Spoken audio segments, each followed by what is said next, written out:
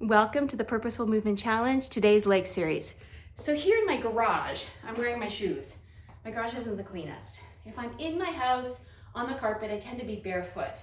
Listen to your body, do whatever you need. I do have weights here. For those of you who've been asking, hey, I want to make this a little more advanced, add some weights. So starting with the squats, and I have squats on the workout because it's a great way how to really warm up your body. You're using your major muscle groups, getting blood going, and that elevates your heart. So squat. And I do use this, you're peeing in the woods as an analogy because it's a great one. So feet about hip level apart, and you're just gonna drop your sit bones down. Now if I look down at my feet, notice my bum is angled up high. You actually wanna drop it low. So find some spot of the ceiling in front of you and above you. Drop down and come up. And I like to kind of squeeze back, squeeze my glutes and bring my arms back. So I'm using my arms, so you're gonna drop down on the squat and come up, squeeze. Drop down on the squat, come up and squeeze. So that's 3. Here is 4, up, squeeze. 5, dropping down, looking up. There, now you can add weights. You don't have to. So you're gonna hold them. So feet about here, we're gonna sit down, look up, and come up. Drop the sit bones down. So your choice is you can add weights. Another option with those squats is that you can add a calf raise. So squats, ready? We're gonna drop the booty down, come up, lift up in the calf. Come down, squat, up, looking up, driving your sit bones down rather than just back. Bend your knees, looking down, holding the squat, you should be able to see your toes. If you're not, your knees are too far forward, so drop them back. Going lower is not necessarily better if you sacrifice the form. So let's do 5 more together before we add on. So you're gonna drop down in squat, come up, with or without a toe raise, heel raise, pardon me, come up, heel raise, drop the sit bones back, heel raise, core engaged. I think I said 5, I think this is 4. Can't really count. Okay, now we're gonna do walking lunges. So, a couple of different variations. You're gonna simply walk, you can touch that knee behind you or not. Shoulders back.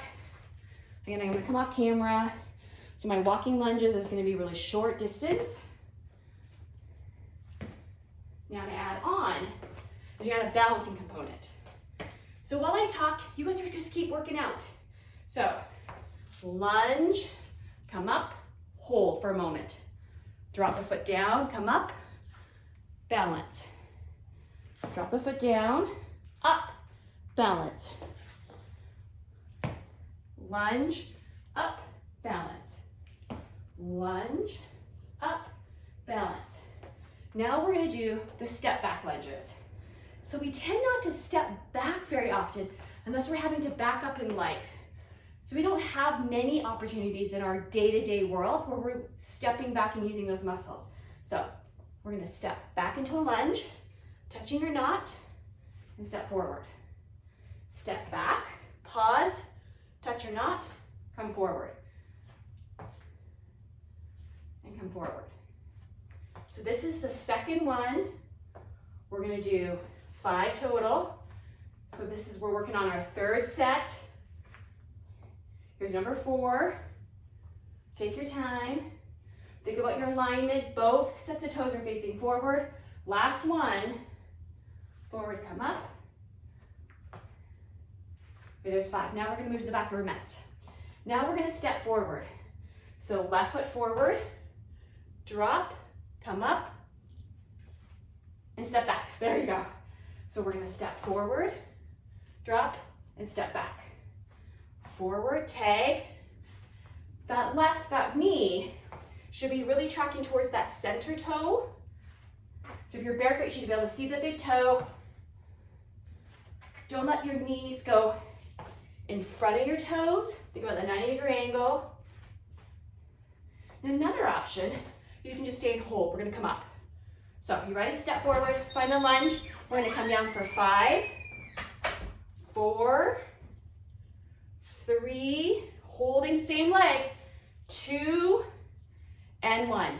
We're gonna step back, other side. So step the right foot forward, come down for 1, 2, you can have weights here, adding on. Was that 3? There you go. 4, and 5. All right, shake it out. Now we're gonna come down to the ground. So here, we're gonna start in a tabletop position, hands and knees, and we're gonna extend the left leg back. Cue though is don't roll to your right hip. So don't hike the left hip up. Really trying to be nice and neutral.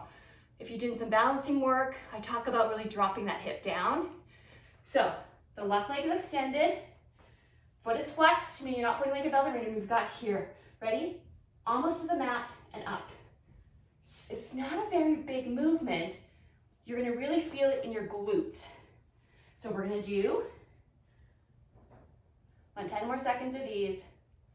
Abs pulled in, nice and slow, really deliberate movement. And then we're gonna switch sides. So extend your right foot, back foot is flexed.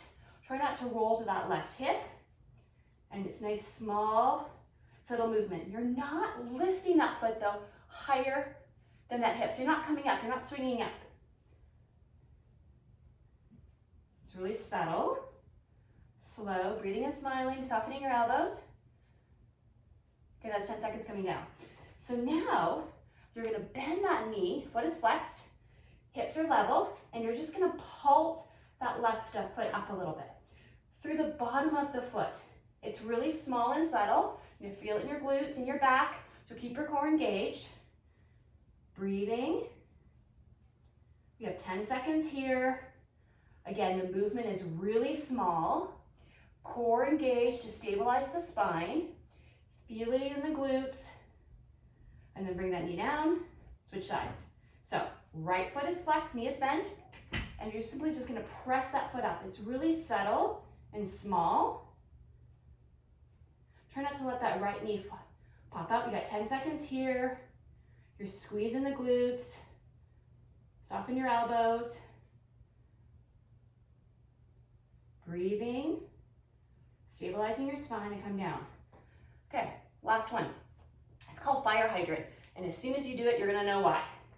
So, hip levels apart, abs pulled in, stabilize your spine. You're gonna externally rotate that left hip and bring the knee up. And come down. Don't bring the knee all the way to the mat though. So, ready? We're gonna come out and down. Try not to roll and hike up hip. It's really small and subtle. You're not bringing the knee or the foot to the mat. You're keeping it always engaged, nice and slow. If you think you're going too fast, you can do a count of 2, 1, 1, 2, 3, 2, 1, 3, 2, 1, a count of 5, just nice and slow, engaged, and then we're gonna switch sides. So come down to rest, belly pulled in, we're gonna bring that right knee out. Now do you know why it's called fire hydrant? And then nice and slow, bringing it nearly to starting point and back up. So it's really a relatively small movement, larger than the other tabletop starting position leg movements, but you're really externally rotating the hip, working different parts. Keep the core engaged to stabilize your spine. Elbows are bent. Probably one more to go. And coming back down. So we're gonna start back up in a standing position. And we just got 5 squats just to get all the blood going, get all that lactic acid out. You ready? Here we go. We got 5. Drop your sit bones down. Hopefully squats are feeling a little bit better because now you're warmer. I think I got 2 more. Again, I can't count. I've been accused of not being able to count, especially when we're holding poses. And that's 1. All right. Thank you for participating in the Purposeful Movement Challenge, Aging Well Together.